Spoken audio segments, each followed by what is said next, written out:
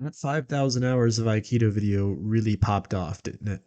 I can't say I'm too surprised, say what you want about the art itself, but as a YouTube topic, few things stir up engagement in the martial arts space like Aikido does. I am, nonetheless, very grateful for all of the views, comments, and support I've seen there. Even if YouTube's inner cogs love a subject, no video can do well without you, the audience. In this video, I'm going to follow up on a few threads I left dangling in that one.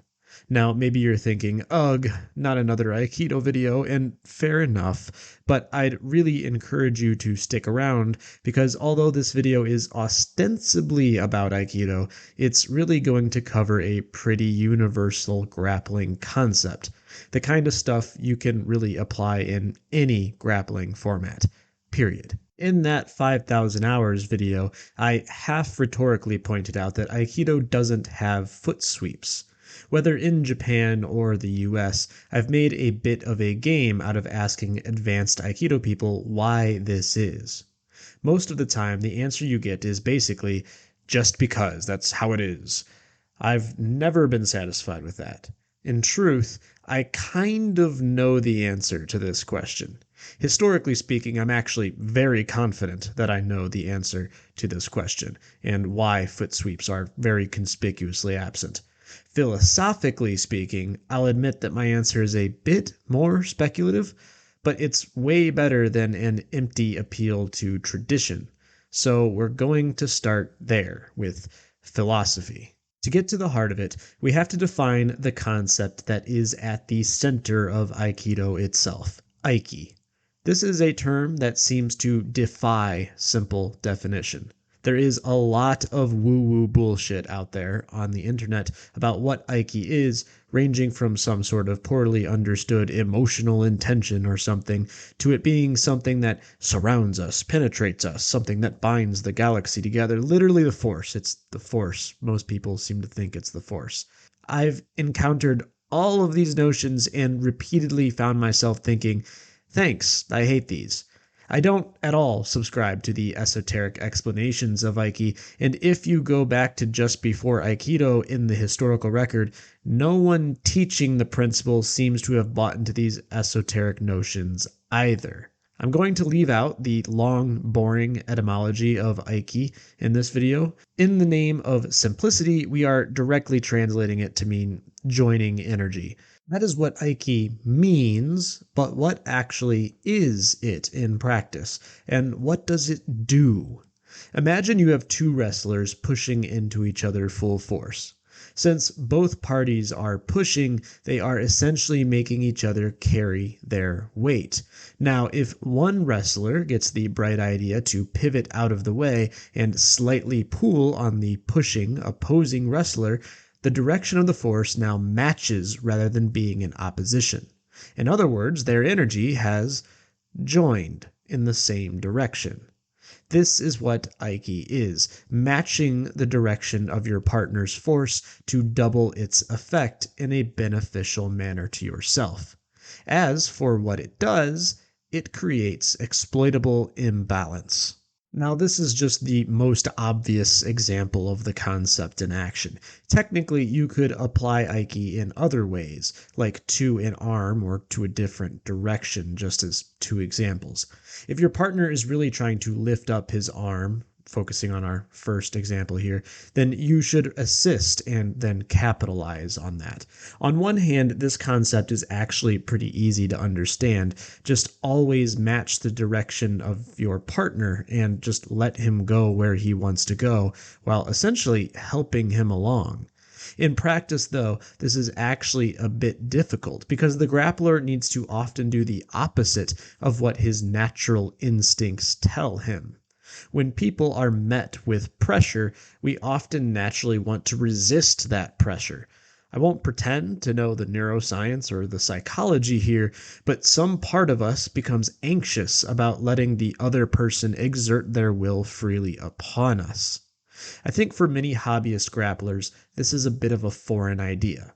Don't get me wrong, a lot of grappling systems do teach this, even if they don't call it Aiki, and I will have a few video examples in a moment, but it is often implicitly taught and tends to only really manifest at higher levels usually beyond that of casual participants. In my observation, people tend to gravitate towards takedowns and unbalancing tactics that are much more intuitive. Single legs are easy to understand because you just pick up a leg, literally removing half of someone's base. Even in judo, lots of people get caught up in the execution phase of a technique. To them, a good osotogari is a powerful leg reap, even though the leg reap is nowhere near as important as the initial unbalancing. Now, single legs and osotogari are both great throws, but my point is that plenty of people don't really consciously focus on the more subtle skills at play. We often find early success with something more intuitive, and then never really explore outside of that box. And make no mistake, there is a certain legitimacy to that. Single legs and osotogari are remarkably scalable techniques. The point I am making is that a lot of hobbyist grapplers get tunnel vision on the execution of a takedown and spend very little time analyzing the process that could make a takedown easier, more efficient, etc. Though it's no one's fault, some of the compounding inevitable pitfalls of being a hobbyist is that people want to learn things super quickly, and that relatively sloppy technique can actually work just fine on peers for a pretty long time in your skill bracket. For many people, as long as takedowns are quote unquote working, they are well enough satisfied to move on to other things. It is a bit of a tangent, but I'd always advise people to be careful of these kinds of false positives. Just because a takedown succeeds in a live situation doesn't mean it was a particularly skillful application. Consistency, spontaneity, your own balance as compared to your partner's, energy efficiency, setup, and so on are all things that can always be improved upon. Hitting a definitive takedown on someone approximately your skill level, frankly, isn't even all that impressive in my eyes. It's just what should signal the actual study to begin. Getting back on track here, my philosophical answer as to why Aikido doesn't have foot sweeps is this. Sweeps aren't Aiki, at least not in the strictest sense. A sweep naturally takes away a foot or blocks movement, therefore interrupting a partner's energy rather than joining with it. As this violates the principle of Aiki, it traditionally must be disqualified from being in the Aikido curriculum. Again, philosophically at least, I think this is why there are no foot sweeps traditionally in the art. That doesn't mean, however, that I think they should be excluded. In fact, I'm going to argue as for why Aikido people really should practice a few. To do that, I need to give the historical reason as to why they don't exist in Aikido. If you've ever wanted to see Aikido in action, really working in a live competitive format, look no further than Sumo. I've made a video poking at this idea more generally on the channel already, but especially as it relates to Aikido, I view Sumo as the principal source in its genealogy. I know swords people are heavy breathing right now and writing me a 2-page essay complete with Ueshiba quotes and the importance of the sword in the art, but relax, I'll get to that in a future video. Sumo's ties to Aikido's predecessor art, Daito Ryu, are inarguable. I will show a few clips, but I'm going to link a video in the description that I really wish that I had made. It shows a bunch of Sumo and Daito Ryu techniques side by side, and it's all the exact same stuff. More to the point, the founder of Daito Ryu was an avid sumo player, reportedly even being an amateur sumo champion. I always point to sumo when people want to see Aikido happening in a competitive format because it is honestly very cut and dry. A lot more starts to make sense, too. All those projection throws that Aikido has where someone gracefully rolls away, for example. In reality, most people kind of just stumble out of those projections when they're resisting. They aren't really a reliable takedown. But in sumo, stumbling out of the ring is a victory. And therein lies why Aikido, at least historically, doesn't have foot sweeps. Sumo's rules are very severe, although simple. If you get pushed out of the ring or anything other than the soles of your feet touch the floor, you lose. Period. These extreme push-out rules mean wrestlers are rarely ever standing still. They are constantly pushing forward. Although retreats do happen, they are almost always circular and to set up a more advantageous position to again start pushing. In sumo, pure defense is a bit of a unicorn. While I won't say that it doesn't happen, I will say that it is super, super rare to see a wrestler completely static. And when they are static, it's usually because they're locked in a grip and are just resting briefly. Basically, there isn't much need to sweep or block someone's foot because there is so much forward momentum. Picking up your own foot to sweep can also be kind of risky because you're having your base against a massive amount of forward pressure. That isn't to say sweeps and ankle picks and the like never happen in sumo. They do occur, of course, but they are considered far riskier than techniques that incorporate the principle of Aiki. This is a bit of another tangent, but you can see Aikido techniques in other grappling sports too.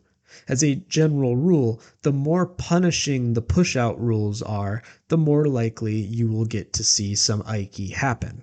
A few years back, there was that viral clip of Islam Makhachev Russian snapping a kid to the mat. That is a sumo technique, which is a Daito Ryu and Aikido technique.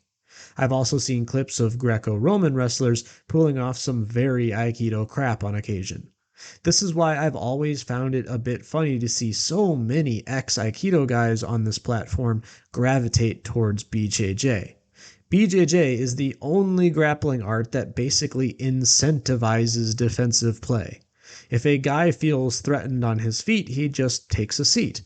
Push-out rules almost don't exist in almost all formats that I know of, and stalling penalties are less of a slap on a wrist and more of a gentle wrist fondling. I'm not blaming BJJ guys for playing that way, that's just the format, but it's a horrible format to pull off Aikido throws in, because there's almost zero forward momentum, and the rules protect static defensive play. The problem for Aikido, though, as I'm sure you're starting to put together here, is that real life and even many more popular competitive formats simply don't have push-out rules, or maybe don't have strong push-out rules. And with the popularity of competition, and especially BJJ in the grappling space, a lot of people play a far more passive defensive game than they did even 10 years ago, in my experience. A lot of people are just focused on stuffing every single takedown and don't really focus on aggressive attacks at all. This means it is down to the Aikido person to create circumstances that cause their partner to move either through deception, timing, or force, because you can't rely on the rule set to incentivize an opponent to push on you or to aggressively create their own movement. At the end of the day, we're just going to have to do it ourselves.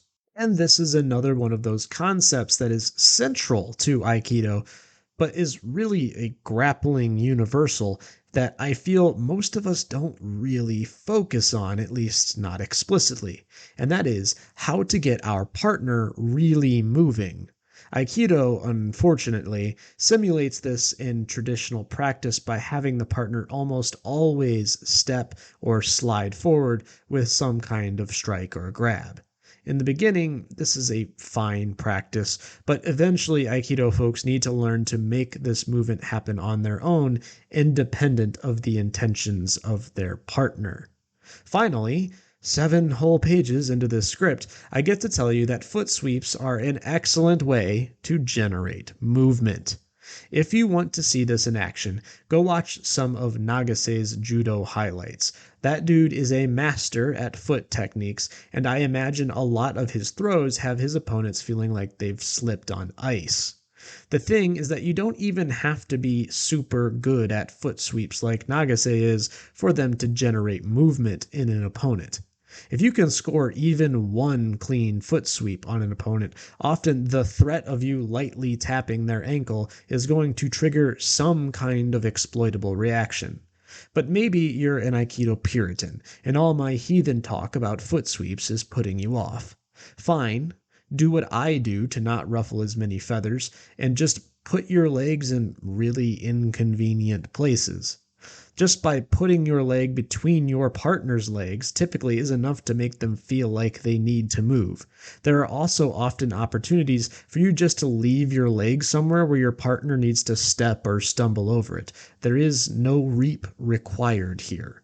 I'm showing some techniques in other systems on the screen right now that demonstrate this idea, but Judo's Taiotosh and Shuaijiao's Wai are both techniques I'd suggest taking inspiration from.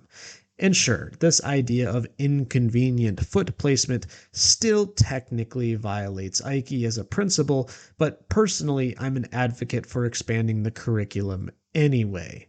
While using Aiki is something Aikido people should be versed in, it's kind of the namesake of the art, I don't think techniques and tactics that complement or set up opportunities to employ Aiki should be disqualified just because they don't neatly fit into an arbitrary category. So that's why Aikido doesn't have foot sweeps and why I believe at least it should dare to put some into its curriculum.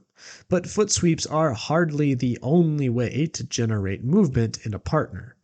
But I'm going to opt to save that for a future video. Some of the criticisms that my 5,000 hours of Aikido video received mostly dealt with how people couldn't fathom that I didn't talk about this or that, or that my ideas were incompatible with Aikido, or that the only quote-unquote true Aikido was the founders, and so on and so forth. I agree that I didn't touch on everything that I could have in that video, but folks need to realize that condensing 5,000 hours of training into a 20-minute video format is kind of a fool's errand. The point of that video was to demonstrate that Aikido is mechanically sound, but pedagogically limited and often flawed.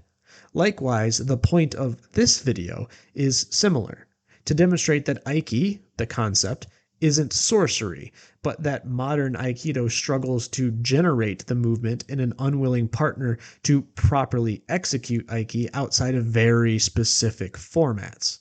As for my ideas being incompatible with Aikido, not only do I disagree, but I also don't much care. In the same vein, I think the idea that only the founders' Aikido was any good, or even the idea that we need to somehow get back to a perceived golden age, are both misplaced notions. If the best guy in the art was the very first guy, then that is just an admission that the art hasn't improved in the near century that it's existed.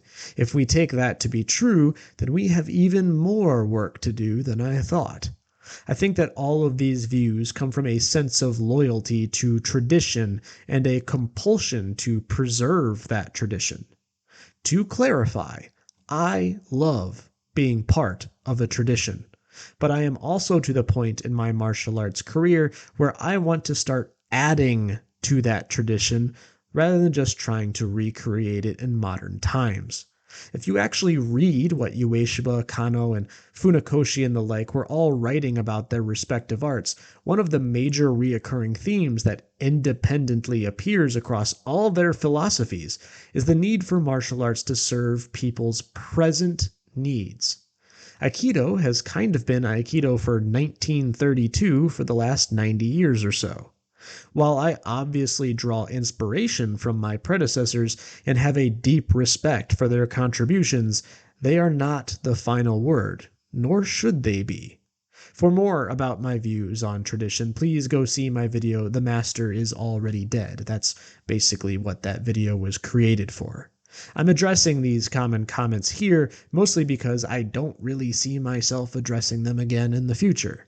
These days, founder worship and myopic disputes over minor differences in philosophy just bore me. More unfortunate than my own boredom is that I believe these views restrict creativity and fracture an art that, from where I sit, is already kind of just limping along. But I digress.